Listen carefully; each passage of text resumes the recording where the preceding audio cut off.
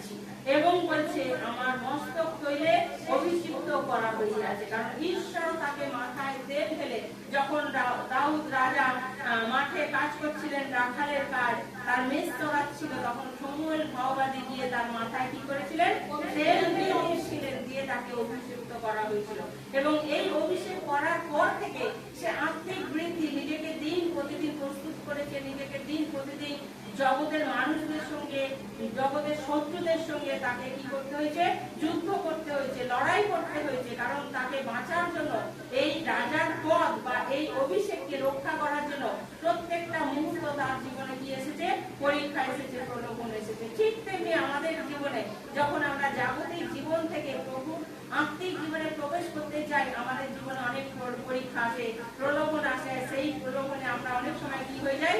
দুর্বল হয়ে যাই। তো সেই জন্য এই অভিষেক আমাদের প্রত্যেকের প্রয়োজন আছে। এই অভিষেক ছাড়া আমরা আত্মিক যুদ্ধ কখনো করতে পারি না। এই অভিষেক ছাড়া আমরা আত্মিক জীবনে এগিয়ে যেতে পারি না। তাই প্রথম রাজা কে ছিল? শাউল রাজা। সেই শাউল রাজার মাথায় প্রথম তেল ফেলে দেওয়া হয়েছিল, তারপরে দ্বিতীয় রাজা দাউদের মাথায় তেল ফেলে দেওয়া হয়েছিল। এইভাবে ঈশ্বর তাদেরকে অভিষিক্ত করেছিলেন। অভিষিক্ত করেছিলেন কেন? তাদের একটা কাজের উদ্দেশ্যে তাদেরকে নিযুক্ত করা হয়েছিল। কেন না, প্রথম রাজা শাউল রাজাকে মনোনীত করা হলো, ইসরায়েল জাতির উপরে রাজার অভিষেক করা হলো, যেন ইসরায়েল জাতিকে কি করতে পারে?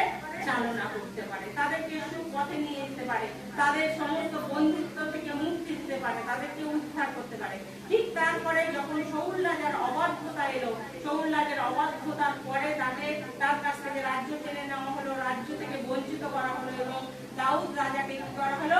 অভিষেক করা হলো। সেই দাউদ রাজার জীবনী আমরা সকলে জানি। দাউদ রাজা তার যুদ্ধে, তার লড়াইয়ে, তার জীবন যুদ্ধে সে সর্বদা জয়ী হয়েছে। কেন না, তার এই অভিষেক করা হয়েছিল। এই অভিষেক যখন কারোর উপরে আসে, তখন তার জীবনে যতই ঝড় ঝাপটা, বিপদ, সমস্যা আসুক না কেন, সেই সমস্যা থেকে একমাত্র ঈশ্বর তাকে কি করতে পারে? রক্ষা করতে পারে। আর এই অভিষেক তাকে সেই যাত্রা পথে নতুন নতুন শক্তি দিতে পারে। তাই রাজা দাউদ বলছে, আমি নব তৈলে অভিষিক্ত হইয়াছি। তাই আজকে দিনে আমরা তার কাছে এসেছি এই নব তেলে কি হতে? অভিষিক্ত হতে। পরের বিষয় আমরা যদি দেখি, প্রথম শমূয়েল 10 অধ্যায় 1 পদ। প্রথম শমূয়েল 10 অধ্যায় 1 পদ।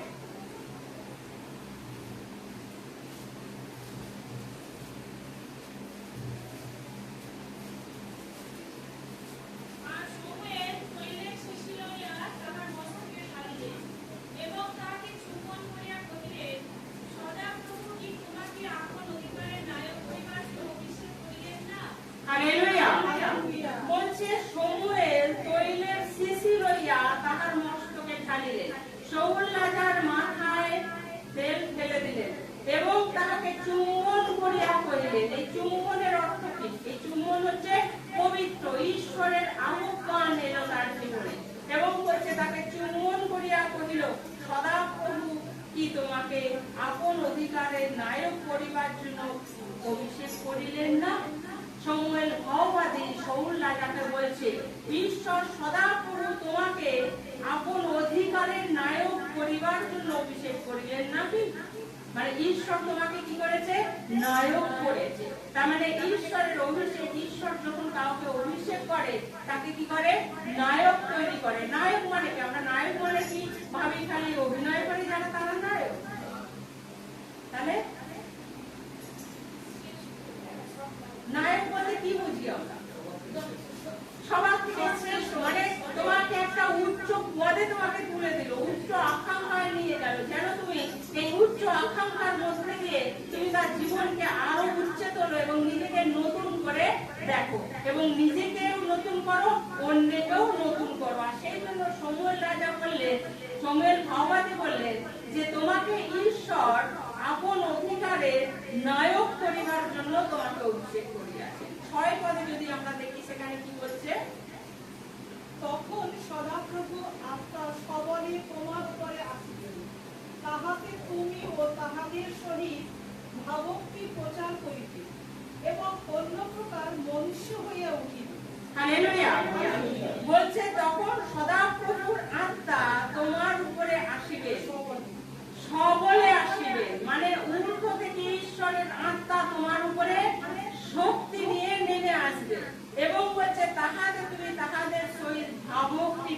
প্রচার করবে। তাহলে এই যে ভাবভক্তি মানে ভাববাণী এবং ভাবভক্তি প্রচার করিবে এবং অন্য প্রকার মনুষ্য হইয়া উঠিবে। অন্য প্রকার মানে যখন একজনের উপরে পবিত্র আত্মা নেমে আসে তখন সে আর নিজের মধ্যে নিজের মতো থাকে না।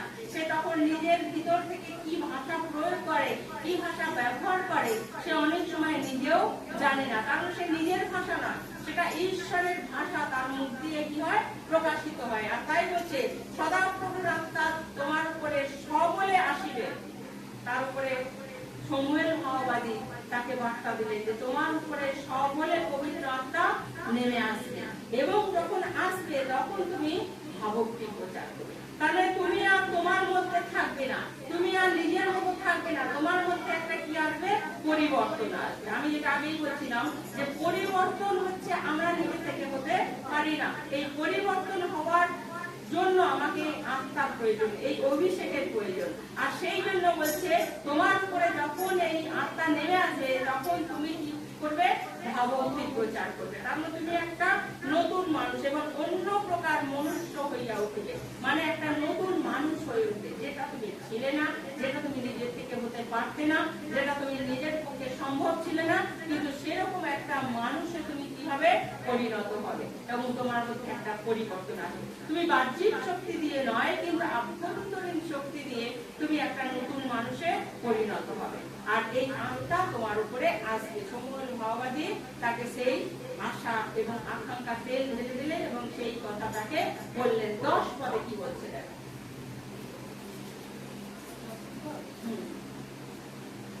তাহারা সেখানে সেই পর্বতে উপস্থিত হইল। দেখো একদল ভাববাদী তাহার সম্মুখে পড়িলেন এবং ঈশ্বরের আত্মা সবলে তাহার উপরে আসিলেন ও তাহাদের মধ্যে তিনি ভাবভক্তি প্রচার করিতে লাগিলেন। হালেলুয়া। শমূয়েল ভাববাদী বললেন এবং তারপরে দেখো 3টি কথা বলেছেন।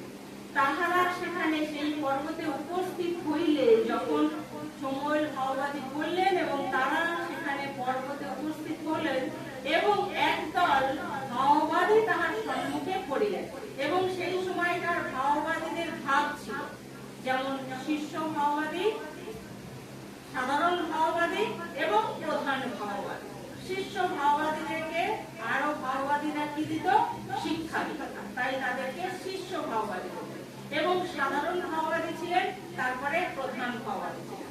এই যে বলছে একদল ভাববাদী, মানে এরা ছিল শিষ্য ভাববাদী এবং তাদের সম্মুখে তিনি পড়িলেন। শাউল রাজা সেই শিষ্য ভাববাদীর সামনে পড়লেন এবং বলছে ঈশ্বরের আত্মা সবলে তাহার উপরে আসিলেন। হালেলুয়া। শমূয়েল ভাববাদী ভাববাণী করলো, সেই ভাববাণী অনুসারে শিষ্য ভাববাদীদের সামনে সেই শাউল রাজা পড়লেন এবং ঈশ্বরের আত্মা তাহার উপরে সবলে নেমে এলো এবং বলছে তাহাদের মধ্যে তিনি ভাবভক্তি প্রচার করিতে লাগিলেন। হালেলুয়া। তিনি ভাবভক্তি প্রচার করিতে লাগিলেন। আগে তিনি কি বলেছেন, ভাবভক্তি প্রচার করিবে এবং তুমি একটা নতুন মানুষে পরিণত মনুষ্য হইয়া উঠিবে। বলার সাথে সাথে তার পরের মুহূর্তেই শিষ্য ভাববাদীর দলের সঙ্গে দেখা হলো, তার উপরে আত্মা নেমে আসলো, আর তার উপরে আত্মা নেমে আসার পরে সে কি করতে পারলো, ভাবভক্তি প্রচার করতে পারলো। সে তখন একটা নতুন মানুষ, নতুন দায়িত্ব, নতুন পদ, নতুন জীবন, তার জীবন পুরো বদলে গেল। শাউল রাজার জীবন বদলে গেল, কারণ ঈশ্বরের অভিষেক, ঈশ্বরের প্রচার, সে নিজের জীবনে যা কিছু বাহ্যিক অবস্থা ছিল, যা কিছু দুর্বলতা ছিল, অক্ষমতা ছিল, সে সেইগুলোকে কাটিয়ে সে ভাবভক্তি প্রচার করতে থাকলো এবং সেই ভাববাণী যখন প্রচার করলো সেই শিষ্য ভাববাদীর সঙ্গে সেও ভাবভক্তি প্রচার করতে লাগলো এবং যখন প্রচার করতে লাগলো তখন তারা অবাক হয়ে গেল। হঠাৎ করে যে যদি কেউ ভাববাণী বলতে থাকে, হঠাৎ করে যদি কেউ প্রচার করতে থাকে, সাধারণ মানুষ কি বলবে, অবাক হয়ে যাবে। অবাক হয়ে যাবে। 11 পদে দেখো কি বলছি। আর যাহারা পূর্বে তাহাকে জানিত, তাহারা সকলে যখন দেখিল, দেখো তিনি ভাববাদীদের সহিত ভাবভক্তি প্রচার করিতেছেন, তখন লোকেরা পরস্পর কহিল, কিসের পুত্রের কি হইল? শাউল কি ভাববাদীগণের মধ্যে একজন? হালেলুয়া। সাধারণ মানুষরা বা যারা ভাববাণী প্রচার করছিল, ভাববাদীর দল, অবাক হয়ে গেল। বলছে যাহারা পূর্বে তাহাকে জানিত, তারা সবাই চিনল কে ছিল? শৌল ছিল। তারপরে সে রাজা হয়েছে, অভিষেক করা হয়েছে, কিন্তু সে তো ভগবানই বলতে পারতো না, ভগবানই করতে পারতো না না। সেই জন্য তাদেরকে বলছে পূর্বে তাহাকে জানিত, তাহারা সকলে যখন দেখিল, দেখো তিনি ভাওবাদী দলের সহিত আভক্তি প্রচার করিতেছেন। তারা একটু কি হয়ে গেল? আশ্চর্য হয়ে গেল। যেমন যিশু যখন উপদেশ দিচ্ছিল, যখন সমস্ত কিছু বললো, তারপরে লাস্টে কি বললো? এই মুহূর্ত এই বাণী পূর্ণ হইল। তখন সকলের মধ্যে কি বচসা হচ্ছিল? যে কি সেই যোসেফের পুত্র নয়? কি সমস্ত ভগবানই করছে, উপদেশ দিচ্ছে, এবং যখন বলছে আমাতেই সেটা পূর্ণ হইল, আমাতেই পূর্ণ, তখনই সকলের মনের মধ্যে কি হলো? প্রশ্ন, কে রে? ছুতরের ছেলে, যোসেফের ছেলে, এর মধ্যে দিয়ে কি করে অন্ধকে চোখ দেবে, খণ্ডকে চলতে শেখাবে, বোবাকে কথা বলতে শেখাবে, আর এই বাণী এতে পূর্ণ হবে? এ কি সম্ভব? এ কি সেই যোসেফের ছেলে নয়? এ কি সেই ছুতর মিস্ত্রির ছেলে নয়? ওই ভাই বোন কি আরো নেই? তাহলে কি করে এটা সম্ভব? ঠিক তেমনি যখন শৌল রাজা ভাবক্তি প্রচার করছে আর বলছে আগে যারা জানতো, যিশুকেও আগে যারা দেখেছে জানে যে ছুতর মিস্ত্রির ছেলে, এ একটা সাধারণ ঘরের ছেলে, আর এ এখন বলছে এ সেই মসিহ, এর মধ্যে দিয়ে তার বাক্য কিভাবে পূর্ণ হবে, তখন তারা অবাক হয়ে যায়। ঠিক আজকের দিনে শৌল রাজাকে যখন ভাবক্তি প্রচার করতে দেখেছে, তখন তারা বলছে এ কি সেই ভাওবাদীদের সহিত ভাবক্তি প্রচার করিতেছেন? তখন লোকেরা পরস্পর কহিল এ কি সেই কিসের পুত্র নয়? এ কি হলো? হঠাৎ করে ভাওবাদী বলছে, হঠাৎ করে যদি এখান থেকে ভাওবাদী বলতে থাকে, আর কি বলবে? এতে সেই দোকানদার নয়, এখানে কাজ করে না, ওখানে কাজ করে না, আমরা যাকে যেভাবে যে পরিচয় জানি। তাহলে দেখো মুহূর্তের মধ্যে ঈশ্বরের আত্মা একটা মানুষকে কি করতে পারে? বদলে দিতে পারে। ঈশ্বরের আত্মা নিজ থেকে তাকে উপরে তুলতে পারে, তাকে অনেক উপরে তুলতে পারে, এবং তাকে ঈশ্বর নিজের মতো করে গঠন করতে পারে, তাকে ব্যবহার করতে পারে। আমরা মাতৃ জঠরে জন্মগ্রহণ করেছি, আমরা সাধারণ ভাবে একটা আকারে প্রকারে মানুষ হয়েছি, কিন্তু আমাদের আত্মিক গঠনটা কিন্তু হয় না। শরীরের গঠন সুন্দর ভাবে হয়, আমরা অনেক নিজের ধারাতে, নিজের ইচ্ছাতে আমরা চলি, নিজের ইচ্ছাতে কথা বলি, কিন্তু যখন আত্মিক জন্ম বলছে তোমার নতুন জন্ম হওয়া আবশ্যক, নতুন জন্ম না হলে তুমি স্বর্গরাজ্যে প্রবেশ করতে পারবে না। আর এই নতুন জন্ম হওয়াটাও আমাদের খুব প্রয়োজন, কারণ নতুন জন্ম, নতুন মানুষ, নতুন কে আমাকে পরিধান করতে বলছে পুরাতন বিষয় সকলকে তোমাকে ত্যাগ করতে বলছে, এবং নতুন বস্ত্র পরিধান করতে বলছে। এই নতুন বস্ত্র মানে হচ্ছে ঈশ্বরীয় বস্ত্র, ঈশ্বরের অভিষেক, ঈশ্বরের আশীর্বাদ, সেইগুলোর মধ্যে দিয়ে আমি একটা নতুন মানুষে পরিণত হতে পারি। আর সেই জন্য যখন শৌল ভাওবাদী ঈশ্বরের আত্মা পেল, ভাবক্তি প্রচার করতে থাকলো, তখন তাকে নিয়ে সকলের প্রশ্ন যে কি হলো? এ তো ওর পুত্র, এর কি হলো? এ শৌল কি ভাওবাদীদের গণের মধ্যে একজন? তখন তাকে একজন ভাওবাদী গণের মধ্যে তাকে ধরা হলো। ঠিক তেমনি আমি আপনি সাধারণ, অতি সাধারণ, যখন তার সহভাগিতাটা আসে, যখন তার বাক্য শুনি, যখন তার প্রতি আমাদের আকর্ষণ হয়, যখন তার পথকে আমরা অনুসরণ করতে শিখি, যখন তাকে আমরা ভালোবাসতে শিখি, তার পথকে আমরা চেষ্টা করি চলার, তখন আমাদের আকাঙ্ক্ষা, আমাদের পিপাসা, আমাদের ক্ষুধাটা যখন দিন প্রতিদিন বেড়ে যায়, যখন আমরা আত্মিক ক্ষুধার্ত হই, তৃষ্ণার্ত হই, তখন প্রভু যীশু কি বলছেন? যদি কেউ তৃষ্ণার্ত হও, যদি কেউ ক্ষুধার্ত হও, তাহলে তোমরা আমার কাছে এসো, আমি তোমাকে কি করবো?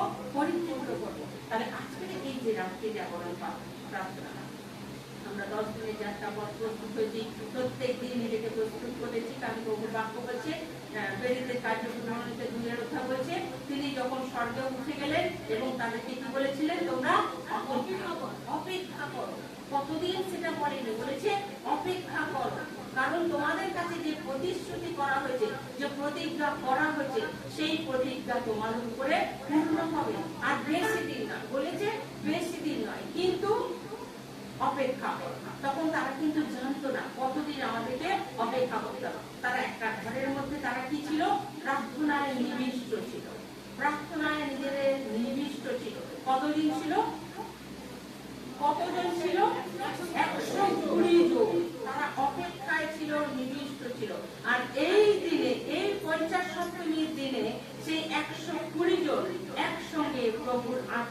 আমাদের উপরে নেমে এসেছিল। হালেলুয়া।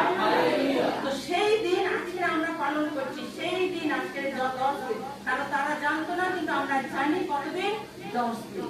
আর সেই 10 দিনের প্রস্তুতি, সেই 10 দিনের আমাদের ত্যাগ স্বীকার, 10 দিনে আমাদেরকে তার সঙ্গে যুক্ত হওয়া, তার আরো কাছাকাছি আসা, তার সঙ্গে প্রার্থনা করা, তার সঙ্গে কথা বলা, নিজেকে প্রস্তুত করা, এর মধ্যে দিয়ে আজকে আমরা প্রস্তুত হয়েছি, প্রভুর কাছে এসেছি ক্ষুধার্ত হয়ে, তৃষ্ণার্ত হয়ে, বিপাসিত হয়ে। কিসের? টাটকা তেল, টাটকা অভিষেক, টাটকা আশীর্বাদ পাওয়ার জন্য। তাই প্রভুর সান্নিধ্যে আমরা এখন উপস্থিত আছি। প্রভু সেই আশীর্বাদ আমাদেরকে করতে চায়। প্রভুর সান্নিধ্যে আমরা আছি। প্রভুর কাছে সেই আকাঙ্ক্ষা, আশা নিয়ে আমরা এসেছি, যেন সেই তৈলে, নতুন তৈলে আমরা অভিষিক্ত হতে পারি। Hallelujah, hallelujah. তাই সাদাসিধে সাধারণ মানুষকে তিনি অসাধারণ করে তুলতে পারে, যখন আমি আপনি খুবই সাধারণ, খুবই ক্ষুদ্র, খুবই ছোট্ট, খুবই নিকৃষ্ট আমরা পাঁচটা মানুষ, কিন্তু যখন প্রভুর সান্নিধ্যে আসি, প্রভুর আহ্বানিত আমরা আজকে এসেছি। আমাদের একটাই উদ্দেশ্য, যেন তার আস্থা আমার উপরে নেমে আসে। যদি সেই আস্থা আজকের দিনে আমি আপনি পাই, তাহলে আপনি কি হতে পারি? অসাধারণ হয়ে উঠতে পারি। আমি যেমনই হই, যেখান থেকে আসি, আমি আমার যতটুকুই ক্ষমতা থাক না কেন, আমার কিছুই নেই, কিন্তু প্রভু যদি আপনাকে আজকে মনোনীত করেন, আপনাকে সাধারণ থেকে অতি অসাধারণ করে গড়ে তুলবেন। তাই আসুন আজকে আবার আমরা তার সান্নিধ্যে আসবো, তাকে আহ্বান করবো, যেন তিনি আমাদের মধ্যে আসেন, তিনি আমাদেরকে আশীর্বাদ করেন। তার আগে আমরা নিজেদেরকে নত করবো, নম্র করবো এবং তার সঙ্গে যুক্ত হব, যেন সেই যুক্ত হওয়ার মধ্যে দিয়ে তিনি তার আশীর্বাদ আমাদের উপরে নেমে আসে। তাই এখনো যদি আমাদের মধ্যে কোনো পাপ, কালিমা, কলুষিত থাকে, তাই আমি এই গানের মধ্যে দিয়ে যাব, আমি সহজে মিলিত হই পাপীর স্বরে। আমরা পাপী হলেও প্রভুকে যখন আমরা অন্তঃকরণ দিয়ে ডাকি, তখন তিনি আমাদের মধ্যে তিনি আসেন। শুধু তিনি চান আমাদের হৃদয়টা, আমাদের অন্তঃকরণটা। তাই আমরা আমাদের অন্তঃকরণ তাকে দেব, তার কাছে আমরা আরাধনার মধ্যে দিয়ে নিজের এখনো যদি কোথাও কোনো